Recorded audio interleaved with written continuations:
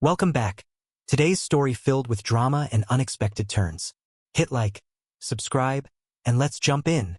I met Lila Mitchell when she moved into the home down the street from mine. We were both 12 years old at the time, and I didn't think anything of it, just another new neighbor. The first I knew about it was when I was startled awake by the loud rumbling of a moving vehicle. I had stayed up late the night before with my friends Liam and Ethan Clark, telling ghost tales in the garden, so I was exhausted. Groggy, I staggered to the window, frowned at the sight of the van, and murmured, "Just another truck," before getting back into bed, hoping for a few more hours of sleep, at least until my mother called for me to get up and eat something before midday. My parents planned to host a neighborhood cookout to welcome the new family, so my two brothers and I were recruited to assist clean up the yard over the following 4 days. We weren't happy to be on summer vacation. As 10, 13, and 14-year-olds, we could have chosen a variety of other activities, but we bit the bullet, rolled up our sleeves, and got the job done. The next weekend, the new family arrived for the cookout. At first, I wasn't very interested in attending. My friends and I had planned to see a new horror film at the local cinema, but everything changed when I saw the family's girls. Normally, I couldn't care less about females, I was only 10, after all. But Lila was different. She stood out in a manner that I had not seen before. She was the first female my age I'd ever spotted with obvious curves, and I found myself weirdly intrigued by her. When I looked at her mother, Mariana, and her elder sister, Eva, it was evident whence she got her figure. Both of them seemed to be ready to explode out of their tank tops. Needless to say, I opted to stay. Victor and Mariana Mitchell were married, and they had 2 children, Eva and Lila. Victor Mitchell was a tiny and modest guy. He wore a worn, raggedy t-shirt that looked like it had been washed with the incorrect load far too many times, along with suit trousers that seemed to have been in regular use for at least 5 years. Mariana, Eva, and Lila, on the other hand, were dressed for the hot summer weather in shorts, tank tops, and sandals. "So, where are you from?" "Victor," my mother said from behind a bush, as I continued to gaze at Lila, who was lying against a tree, eating a piece of watermelon. The main course was finished, and the aroma of cooked burgers filled the air. "Oh, don't stand on such formalities, just call me Victor. We're from Chicago, don't you know?" Victor sipped his beer and grinned, eyes flashing under his brows. "We're just here for a change of scenery. I work for the university archives, which is just a fancy term for a librarian, and they offered me a posting out here." "Interesting. Well, our college isn't all that much, but I'm sure they'll have plenty of work for you," my mom responded. "Yes, they're real," remarked a voice to my right. I turned in surprise to see Lila standing there, casually resting against the tree I'd been using for shelter. She was sucking watermelon juice off her fingers, her large eyes locked intently on me. "I beg your pardon," she said, bending her head slightly. "My boobs," she stated nonchalantly. "They're real. I saw you staring at them." Her directness struck me like a slap, and my cheeks flushed a deep scarlet. I couldn't bring myself to meet her eyes, so I looked uncomfortably at the ground instead. "Don't worry about it," she stated simply. "It doesn't bother me." And it didn't seem to. She kept licking her fingers and watched me with interest. "Sorry," I stammered. "It's just, I know," she said. "Like I said, don't worry about it." She took a napkin from her pocket, cleaned her hands, and stuck one out. "Lila Mitchell. And don't you dare call me Sophie." I shook her delicate tiny hand, somewhat amused. "Owen Martinez. Nice to meet you, Lila Mitchell. I'd better get back to my family. My mom is making that face.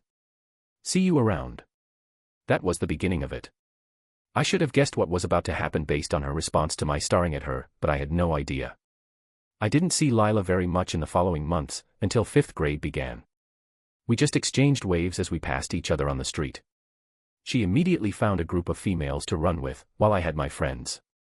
Our next noteworthy interaction took place right before Thanksgiving in 5th grade. I was walking home from school when I heard a scream from around the corner. 4 boys had Lila pressed against the school's wall. She was attempting to get past them, but Aaron Collins and his friends were blocking her path. Aaron was holding her hips and making mooing sounds, while his friends laughed. Jacob Turner pulled her pigtails at the same moment.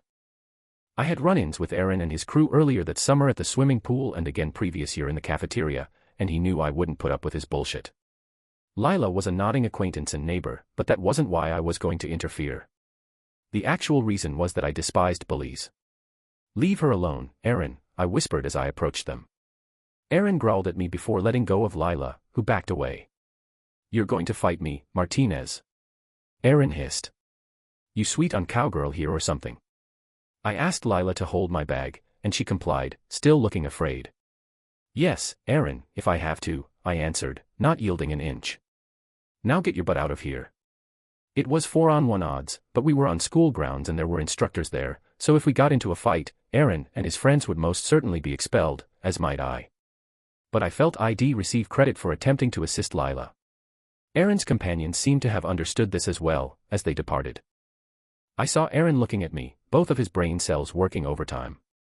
Before he recognized what I had, he gave me a foul look and departed, attempting to walk like El Santa while seeming constipated. Instead, Lila was staring at me. It was the same delighted expression she gave me at the barbecue, but with a hint of residual terror from the scenario she had just fled.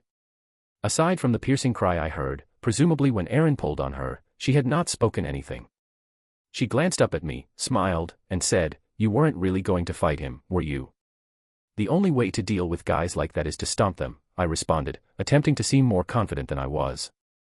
"Got to show them that you won't take any of their crap." She fixed her coolly amused gaze on me for a while, smiled, and said, "Thanks for stepping in. See you around." "Yeah, I guess so," I said, moving my feet. I suppose I was anticipating a huge hero speech or something, but that was all I got. That was the second time things went somewhat well during the following several years. Lila continued to flourish, while I remained a geek. Yes, I was one of the class geeks, complete with pocket protector and preppy attire. We moved on to junior high, and that's when everything changed. In a fairy tale, when I rescued her from the bullies, Lila would have attached herself to me. We would have been inseparable for the remainder of school and college, married, and lived happily ever after. However, that is not how it happened. Lila would sometimes join me for lunch, stop to speak with me on the street where we lived, and maybe walk home with me once or twice. It seemed like I was her brother or something. However, I did not feel this way. From the first time I saw her, my macabre fascination with her body evolved into something else. By the time we started junior high, I had a complete crush on her. She was unique, with that calm air about her and the sensation that she was strolling about laughing at the world on the inside, not taking things too seriously. When we started junior high, everything changed.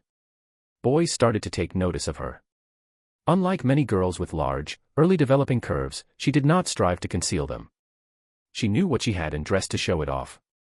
I don't mean she was a tramp, rather, she was immensely confident in herself, which men picked up on. She moved from boy to boy like a butterfly in a flower bed. She was the typical Miss Goodtime gal. I don't believe she lost her virginity to any of them. At best, she was good for a kiss and a cuddle, but I'm sure more than a few hands went into her sweaters. I was envious, of course, but I had no claim to her time and couldn't do anything about it. Things remained this way throughout junior high and the first year of high school. Lila joined event organizing groups, the debate squad, and had a very busy social life. Her dance schedule was constantly full, and men sniffed about her like hungry pups. She drank it up, but it never seemed to go to her head. She always seemed to be a girl with her feet firmly planted on the earth, but it was another warning flag I should have taken note of. Meanwhile, I worked on my assignments and participated in geeky activities such as the chess club, honors society, and classical music club. I joined the track team and ran cross country. I watched Lila from afar, waiting for my moment to have her for myself. Hell, I was a red-blooded guy. You bet I was intrigued. When I reached 18, I found myself with a lot more responsibilities. My parents owned the local supermarket chain, and I was supposed to start working there when I reached 18 to get experience in the industry. My father sat me down one day, just after I began 10th grade. "Well, Owen, it's time for you to step up and start earning some money. Now, I'm not going to be a jerk about it, to give you some motivation. Your mother and I are going to buy you a car. We'll carry your insurance until you turn 19, but everything else will be up to you. Consider this an early New Year's present. When you turn 19, we'll give you a share in the company stock and you can have a vote on the way things are run." "Wow, Dad," I said. I knew I was expected to work at the shop, and I wasn't going to complain since I didn't have much of a social life, but this was beyond what I had imagined. "Sounds like a good deal to me." "Great. We knew you weren't going to give us problems over this, but we thought you'd enjoy having a car. We trust you not to abuse the privilege. We'll hit the used car lots this weekend and get you started." So, that is what we did. The following Friday, I was the delighted owner of a 1967 Chevrolet Malibu. Of course, the first thing I considered doing with my new automobile was taking Lila on a date. I knew she was between lovers at the time, so on Saturday after work, I walked down the street to the Mitchell home and knocked on the door. Victor Mitchell smiled his characteristic grin at me. "Well, if it isn't Owen Martinez," he remarked, leading me in. "What can we do for you today, young Mr. Martinez?" "I was wondering if I could see Lila," I replied, entering their home.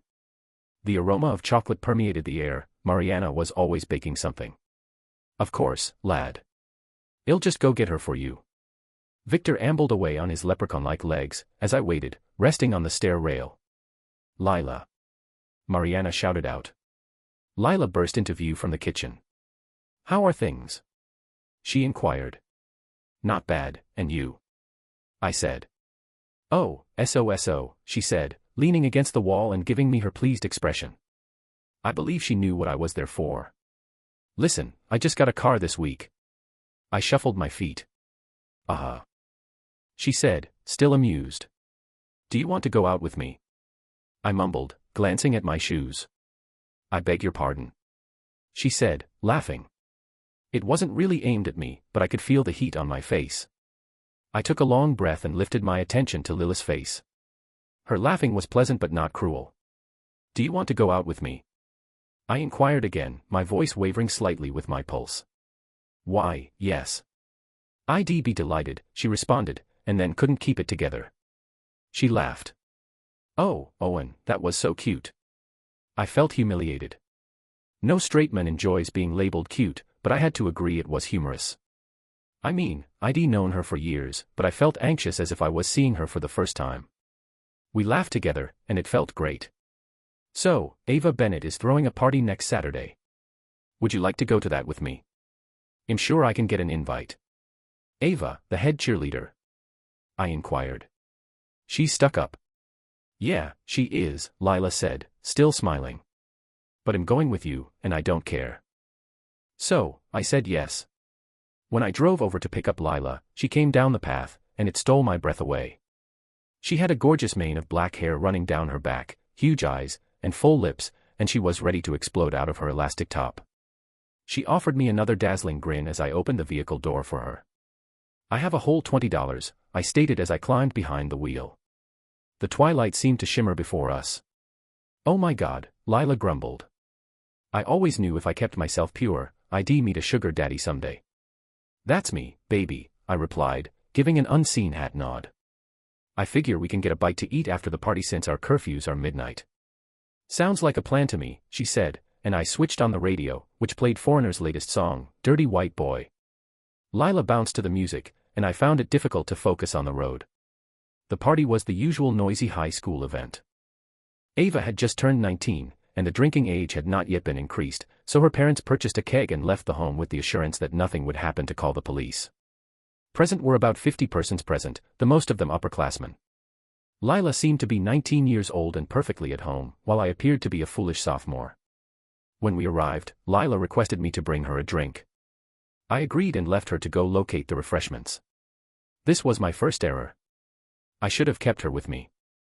By the time I grabbed her a Coke and returned, she was on the floor with a meathead basketball player, dancing to whatever was playing on the reel. I waited until the song was ended before heading across the floor with her Coke. She was standing there, gazing at me, when another meathead approached and began dancing with her. His hands slid down to her hips, and she did nothing about it. I touched him on the shoulder. "Excuse me, man." "Cutting in," I said. "Beat it," the man said, disregarding me. "She's my date, and I'm cutting in," I said, seizing the guy's arm. "Oh," he said, swiping at me. I grabbed his wrist and tugged it before softly kicking the back of his knee. He collapsed on the floor, and I poured Lila's Coke on him. Lila was shouting at me for being a jerk. I may have been obsessed with Lila for years, but I was not going to be a doormat. So I threw her a foul look before leaving the party. I spent some of my pesos to go to the movies and eat a burger and fries instead. The following Monday at school, Ava approached me and said, "I should be pissed at you for making a scene at my party, but I'll thank you instead. That a-hole wasn't even invited anyway." "Well, I still apologize." "That wasn't very mannerly of me," I replied, and she bolted. Later, at lunch, I was sitting in the cafeteria off to the side, picking over a wilted salad and reviewing my civics notes when Lila sat across from me. I glanced up at her for approximately 30 seconds, but she said nothing. However, if looks could kill, I'd already be decomposing, so I returned to my notes. "Well, Owen, I'm waiting," she said, breaking the stillness. "Waiting for what?" "I'm waiting for an apology for your behavior the other night." "You'll be waiting for a very long time if you're expecting an apology for what your behavior caused me to do," I told you. "My behavior?" she said, her icy amusement fading. "You act like a total jerk, and it's my fault." The laughter in her voice had faded, and I assumed she was displaying the famed Irish temper because her eyes flared and her cheeks became scarlet. I could see the smoke rising from her ears. "Yeah, your behavior. You send me to get a drink, and then while I'm doing it, you hook up with a guy to dance. No big deal. But when you see me coming across the floor with your drink, you hook up with another guy and let him paw your body. When I cut in to try and remind you whose date you are, the guy gets mouthy and physical, and when I get physical back, it's my fault. So, it'll be a cold day in hell before you get an apology from me." Lila gazed at me before standing up, almost knocking over the chair in her rage, and storming out. I shrugged and continued reading. Did I want Lila? Absolutely, I did. I wanted her like no one's business. She occupied my thoughts at night and was the object of my most risque dreams. I could imagine us becoming older together, but it didn't alter the fact that I wasn't going to be her doormat. She was so very attractive that she was accustomed to dictating the pace of the relationship, and the poor doofus would do and tolerate anything just to be in her company. But I wasn't going to play the game. She could have been the sexiest thing on two legs with her lovely eyes, curls, and curves, but if I gave in to her now, she'd start to believe she had influence over me. I wasn't having any of it. I wasn't surprised when I didn't hear from her for the following week. I didn't call or seek her out. My days were devoted doing coursework and working at the business. I was always thinking about her and missing her, but I chose to remain away. A week later, I was seated at lunch when Lila approached and sat across from me again. She wasn't angry anymore, but she still seemed disturbed. "Hi, Owen." "Hi, Lila," I said. "How have you been?" "Not bad." "And you?" "Could be better," she remarked, pausing a while. "I'm sorry, Owen. You were right in that I should have handled things better at the party last weekend. My only excuse was that I was caught up in the dancing and just kind of let things get out of control. So, I'm sorry." "That's okay, Lila," I responded. "I guess I could have handled things better too." I wanted to remark, "See how easy that was." But I kept my mouth shut and was simply pleased she apologized at all. There was a moment of stillness before she spoke. "Shall we try again? How about dinner and a movie on Sunday?" "I'd like that," I responded. "Give me a call." She grinned at me and walked away, with myself and almost every other man in the area keeping an eye on her every move. I phoned, and we headed to the drive-in. She sat next to me, leaning on my shoulder. Her hair smelled like the watermelon shampoo she used, and her skin smelled of wildflowers. I was aware of her every motion, and I flashed hot and cold whenever she changed. It was like having a tropical fever. When I returned home, I was prepared for a vigorous session with my right hand, as fixated as I was on her. I did not believe she felt the same way. I didn't get the impression that she did anything differently with me than she did with any of her other dates. To her, I was likely just the goofy kid down the street. Nonetheless, we found ourselves traveling together without really discussing it. We never proceeded past hand-holding and kissing, and I was sometimes sent home so bow-legged that I could hardly walk. We ate lunch together, I drove her home from school, and we spent our weekends together. Things continued through the remainder of 10th grade and into 11th, until approximately a month before the New Year's dance. "We need to talk, Owen," Lila told me one night just after Thanksgiving. We were seated in a cafe, a student favorite with burgers and fries on a Saturday night, after attending the season's final carnival.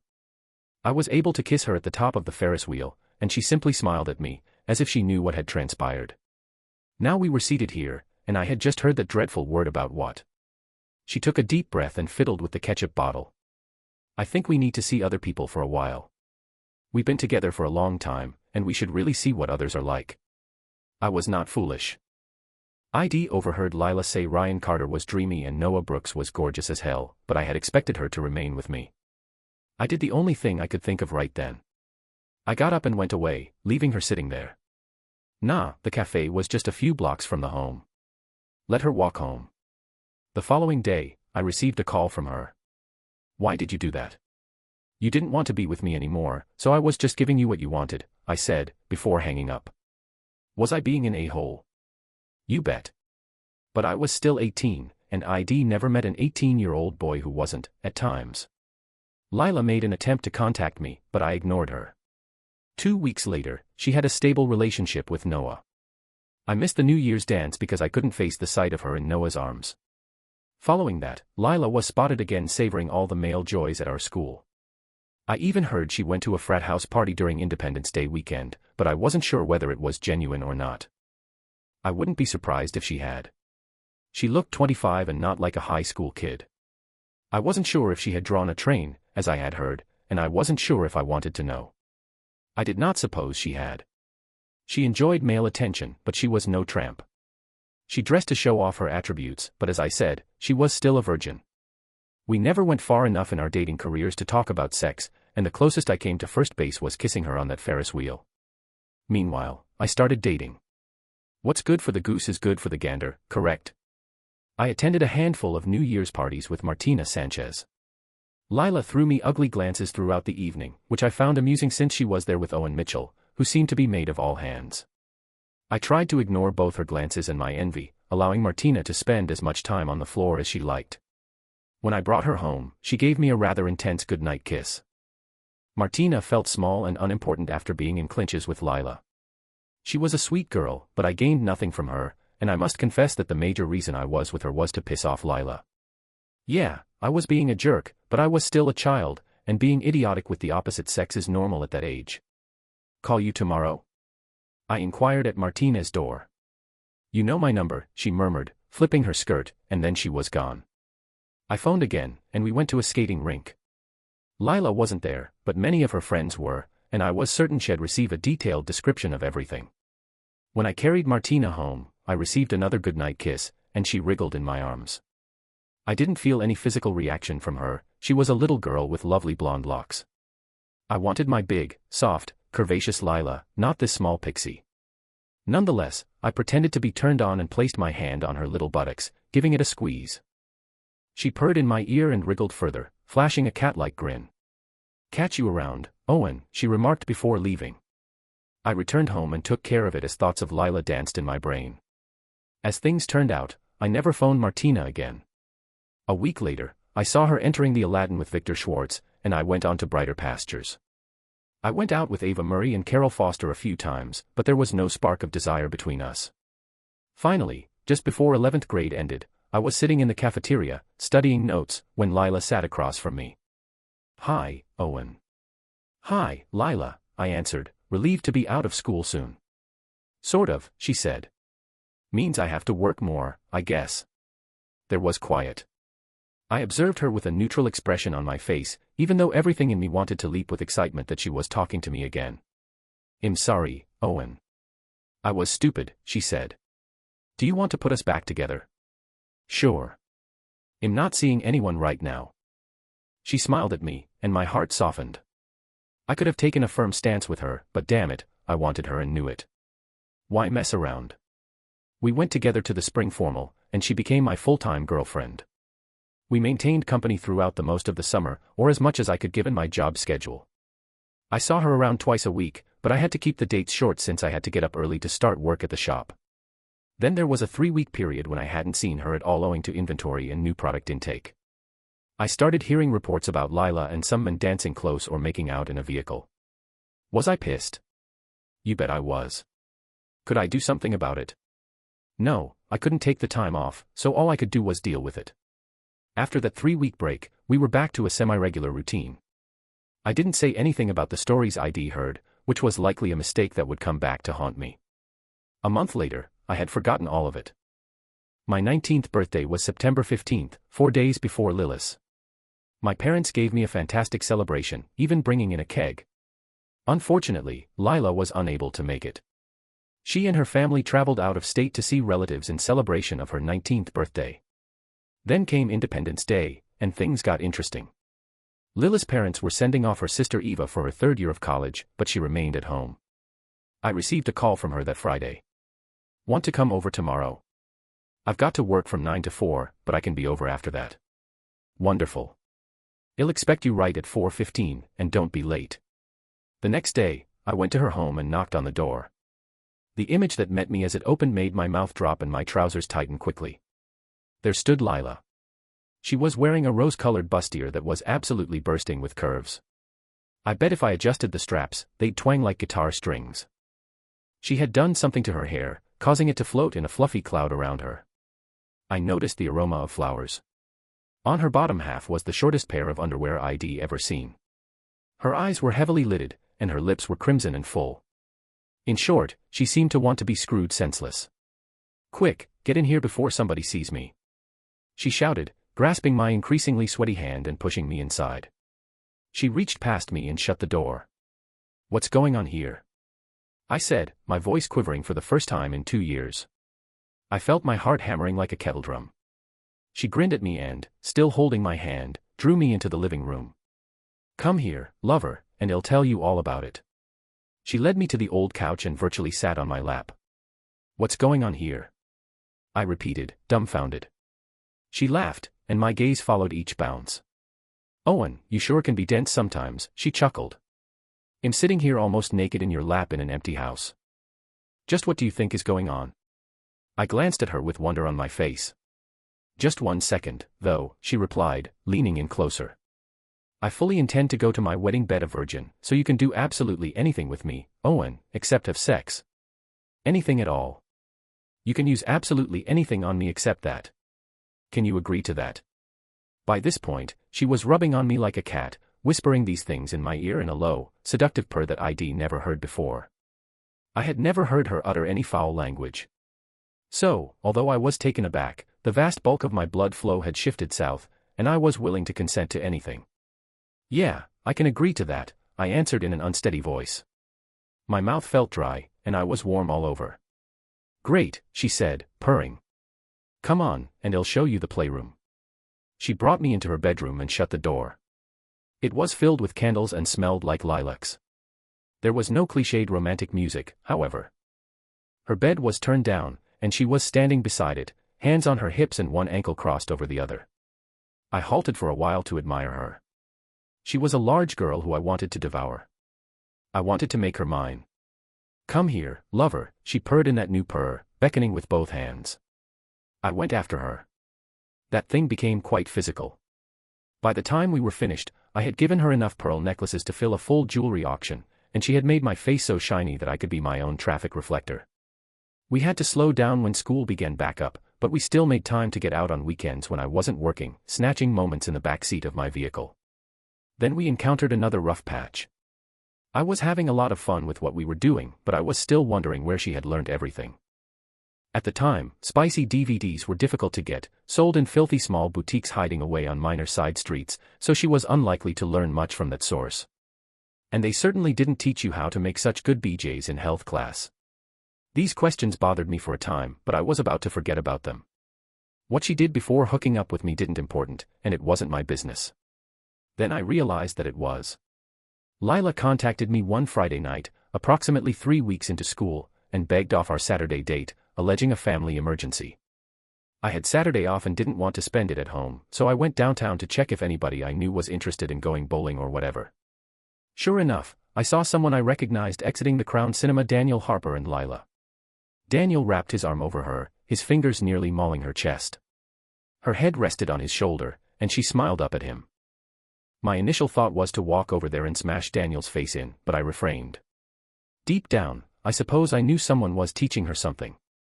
My rage was tempered by grief because I wished I had been the one who taught her those things. I decided to investigate this further to see what I could learn. They got into Daniel's Impala and drove down to the park, where the local lovers' lane located. I followed, maintaining approximately 100 yards between us. They parked near a grove of trees, and I exited discreetly, crouching behind one of them to see what was going on. I felt like the world's greatest fool sitting here, watching my girlfriend and her date. What the heck type of pit was I in? After they parked, there was a lot of kissing and touching. Then came the bit that I truly hoped would not come. Lila's head vanished under the glass, and Daniel's hands were white-knuckled on the driving wheel. It barely took her a minute, and then she stood up, wiped her mouth with the back of her hand, and smiled at him, the grin I believed I was the only one to notice. By then, I had determined that I no longer wanted to watch. I also chose not to confront her. I could beat on the window and create a scene, but if she stopped doing what she was doing because I confronted her, it wouldn't matter. She had to stop completely on her own. I also determined not to call her in the future. Allow her to fool around all she wanted. I would not be a part of it anymore. I got in my vehicle and went home, but I did not contact Lila. Of course, she couldn't let go. The following Friday, I was leaving the store after work when I saw her resting on the hood of my vehicle. I did not go to her. "Why haven't you called?" she inquired, concerned. "I didn't want to interfere with your social life," I said matter-of-factly. "What the hell does that mean, Owen?" she said, frowning at me. "It means I didn't want to get in the way of your running around, I told you." "What are you talking about?" "To put it plainly, Lila, I don't want anything to do with you anymore," I remarked, and got into my vehicle, leaving her standing there. That was not the end of it, of course. She came up on my front steps later that evening and asked that I speak with her. "What the hell is wrong with you, Owen? What's this about running around and cheating? What did you do last Saturday?" "Nothing," I said. "I was with my family." "Don't lie to me, Owen," she said. "I saw you coming out of the theater with Daniel. I followed you out to the park, and I watched what you were doing. If you wanted to go on a date with another guy, all you had to do was tell me," I answered. "I wouldn't have been happy, but I'd have gotten over it. That was bad enough, but you went out there, and for all I know, he screwed you too, so just stay the hell away from me." "You followed me?" she questioned, her cheeks flushing with rage. "What the hell are you, a damn pervert?" I trembled but held my ground. "You have no damn business doing that." And what was I supposed to do, just accept it when my girlfriend decides to go on dates with other guys and take it for granted that she's staying true to me? Lila didn't respond. Instead, she stormed away down the street. That really knocked the wind out of my sails. I meant absolutely nothing to her. Apparently, I was her in-between person. Screw her. I didn't care how much I desired her, I wasn't going to be limited to that position again. The next week, I asked out Natalie Rivera, who was almost as huge as Lila. She was also larger all over, and making out with her was quite an experience. When Natalie and I arrived to the movie 2 weeks later, Lila and Caleb Wright were in line at the candy machine, giving me unpleasant glances. Natalie saw it and leaned closer, catching my arm between her own large globes. Natalie took away my virginity after a Thanksgiving party during which we both had a few too many beverages. Unlike many bigger females, she was not bashful and went straight for what she wanted. She didn't give a damn what others thought. After that, we hung out until shortly after New Year's, when she informed me she had to leave me. "I like men too much to stick with just one forever," she once told me. Unlike Lila, she was open and honest about it. She gave me one more night, kissed me goodbye, and a week later, I saw her with Daniel Harper. From then until graduation, I remained unmarried, though I did invite Grace Evans to the prom. All I received was a goodnight kiss, and that was okay. I wasn't particularly drawn to her. Graduation arrived, which meant more long hours for me at the business. I saw Lila from time to time, but neither she nor I spoke to one another. I wondered if she was just waiting for me to go. If she was, it was definitely not going to work. I may be a stubborn a-hole. We didn't meet again until August, when I was about to start college. We were both attending the local college where her father worked, one for a degree in business management and the other for early childhood development and teaching certification. I heard via the grapevine that she had intended to go out of state at first, but family pressure forced her to remain in the area. Her sister Eva traveled out of state to pursue her fiancé. Victor Mitchell entered the business in August, still like a cheerful leprechaun. "Good afternoon, young Mr. Martinez," my friend said to me. "I wonder if I might have a word with you." "Sure, Mr. Mitchell," I said, rapidly running the adding machine and summing the morning's earnings. I brought him to the stockroom for some solitude. "What can I do for you?" I inquired. "Well, I was wondering if you'd be willing to give my daughter Lila a ride up to school next week. Mariana and I will be taking Eva for her last year, and Lila doesn't have anyone she wants to ride with. I can pay you $20 if you'd like." I had to hold back a sigh. It felt like destiny kept bringing me and Lila together. Was she the lady of my destiny, or something? "Of course, I will." "No need to pay me anything," you said. He smiled like a leprechaun and smacked my shoulder. Good lad. I know she'll be in safe hands with you. So I found myself heading over to Lila's place bright and early the next Sunday. We moved her things into my vehicle and drove away after exchanging hugs and goodbyes.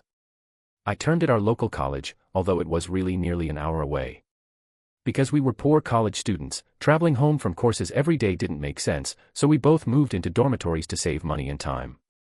At first, the stillness in the vehicle made me uneasy. I was still so captivated to the girl next to me that I couldn't think clearly. Night after night, I reflected on our time together and wished things might have been different. But if there was going to be a first step toward reconciliation, it had to come from her. Lila, I murmured after a lengthy pause. Yeah. Do you love me? The question was so bizarre that I almost ran into oncoming traffic. Where did that come from? Oh, come on, Owen, she replied, smiling at me. I've known you since you were 12 years old. At first, you stared at my boobs, but then you started staring at me. A girl can tell the difference. You never once came sniffing after me like those other guys. At first, I was put out. The first thought I had was something like, how dare you not come after me? But then I got over it. So, do you love me? She repeated. I wasn't sure what to say. I guess I do.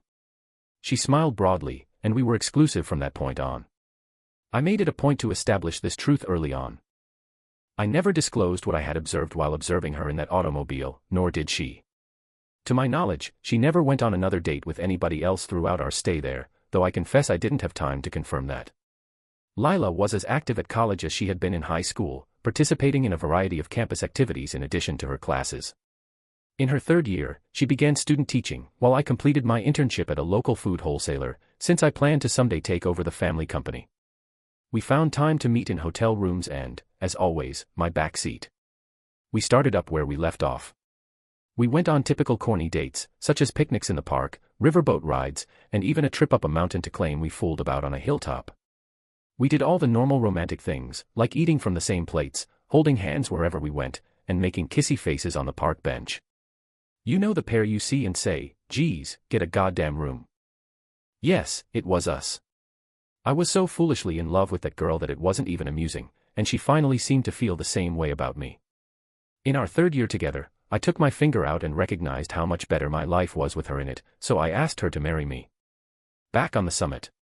She cried with delight and murmured, of course, before reducing me to a trembling shambles. We informed the mothers that we planned to marry after graduation, allowing them a whole year to do their worst. We graduated, with Lila employed by the local school system and my father handing over the store's operations to me. Our wedding gift was a half-down payment on a property of our choice, cobbled together by both sets of parents.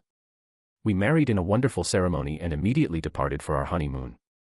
ID made a terrific buddy called Gabriel Torres. He was my roommate for the first year of college, and we quickly became friends. His family had a large amount of land in our state, and he was heading there to learn how to handle it all. Gabriel gave me the keys to a lodge in the woods as a wedding gift. It was ours for the week, and I managed to keep the entire thing from Lila since the honeymoon was the groom's responsibility. Even her most lethal feminine wiles weren't enough to persuade me to divulge the secret, despite being severely tested many times. Come on, Owen, where are we going? Lila moaned as I opened the door for her after the reception. She was wearing her bridal gown, which mercifully did not have 10-foot trains floating behind her. She was really stunning.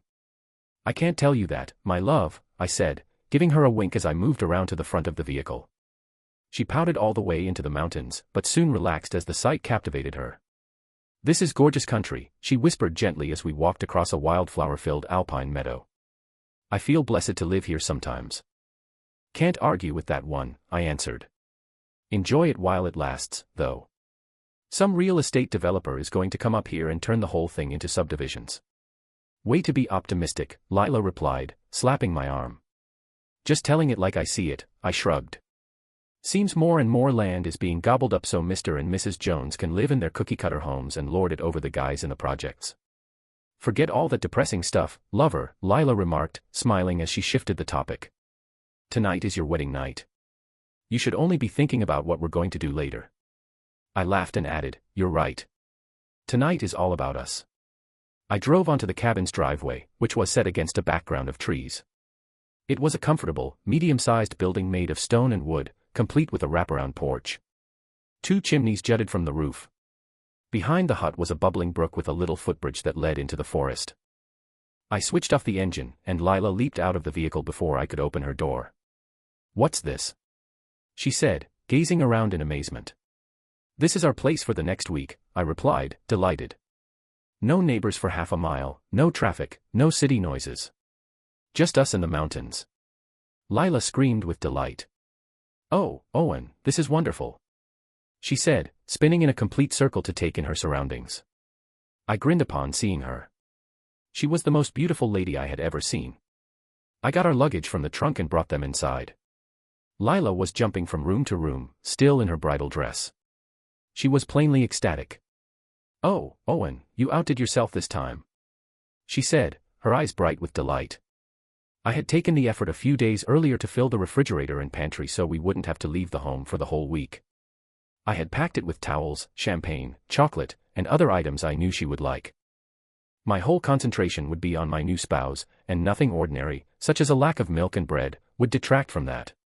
"This cabin is ours for a week, babe," I whispered, approaching from behind her and nuzzling her neck. My hands almost naturally pulled to her, and I scented her clean aroma. "We don't ever have to leave." She was now wiggling in my arms and turned to face me, a huge grin on her face.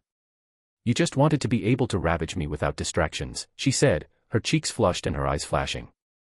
"Guilty," I grinned back, kissing her lightly. "Let me lay a fire, and you can claim the bedroom," I told you. That first night of our honeymoon was really amazing. Then we had our first sexual encounter. "Jesus, that was incredible," I said, stroking her face. I felt my love for this lady flood me, and I wanted to stay with her forever. She gave a cat-like grin of satisfaction. "It was worth the wait, wasn't it?" "Oh, yeah. Most definitely." After a while, she began massaging me. "I love you, Owen," she whispered softly. "I love you so much. Make love to me now, please." We remained in that cabin for a week and made love several times, on the bed, on the floor, in the creek out back, on the grass, and in the meadow. I even went her back to our first peak and had her bend over a picnic table. Unfortunately, the honeymoon was gone, and it was time to return to normal life. We traveled back down, moved into our new home, and started our lives as working adults. The first 5 years flew by. I felt really fortunate to have this lady as my wife. I felt as if I had won the jackpot. We kissed, hugged, touched, and continued to do all of the cheesy things like serve each other food and have breakfast in bed. But do you know something? When it's the lady you love, it's not sentimental. You do it to make her happy, and whether we want to admit it or not, having our wife smile at us makes us feel 10 feet taller. It makes us want to take down mountains with our own hands simply to hear her cheering for us. Every day, I worked as quickly as I could to get home to her. I arranged other individuals to accompany me on out-of-town travels so that I would not be separated from her. When I arrived home, I hurried around the house, hoping to locate her and embrace her in my arms. I felt like a character from a romantic story. We spoke about everything, and we would do everything for one another, just as I believed she would for me. She decided she didn't want children for a few more years, claiming she didn't work so hard to get that degree simply to be a housewife. For our 5th anniversary, I purchased the cottage where we had spent our honeymoon, and we spent the weekend reliving everything we did previously. It was fantastic and wonderful all over again. The only thing that made me uneasy was her flirtation. She never got over her need to brag about herself. When we went to parties or dances, she would always wear tight sweaters and rub on the males. Maybe not truly massage them, but more fuel her own feminine ego. She enjoyed receiving attention, just like she did in high school. I couldn't protest too much since every time we went home, she attacked me. But, you see, I was a guy. And I despised the sense that she still required approval from other men. Perhaps she did it to feel better about herself. Maybe she wasn't cheating, but I couldn't help but feel like I was receiving the short end of the stick at times. It wasn't long before things began to alter. I didn't think much of it when she informed me she had to remain late at work due to school district meetings and conferences. I just nodded and smiled, wishing her well.